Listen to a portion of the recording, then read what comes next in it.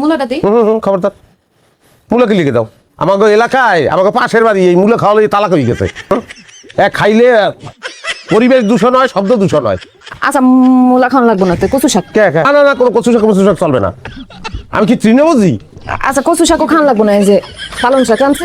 কোনো চেঞ্জ নেই। কি কবিরাজ বাড়ি এটা বুঝলাম না। হ্যাঁ, সব শাক সবজি, কোনো আমিষের ব্যবস্থা নাই। জামাই বাবাজি আজকের মতো খাও। আমি তো ভাবছি যে এইসব খাইলে তোমার শক্তি হইব, এই লেগা এই আয়োজনগুলো আমি করছি।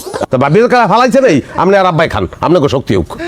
ভাব খানা নবাব আইছে, বাংলার নবাব। তেতই যদি নবাবি নিজে বাজার করে আনলেই তো পারো।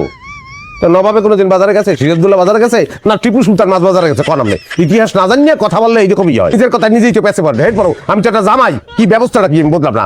ডাইরিয়া কি পানির মধ্যে ভুলে ডাল দিয়ে হেলাইছে। শিশু মাছ আনছেন বাজারে, তো এই খাইলে মাছের উপর অত্যাচার করা হয়। তো কথা না পেঁচাইয়া একটা ডিম ভাইজা নিয়ে আয়, তবুও মুখটা বন্ধ কর, কথা থামা। কারণ আন্ডা যে বুঝতে হয় আমারে, আমি বলে আন্ডা খাবো।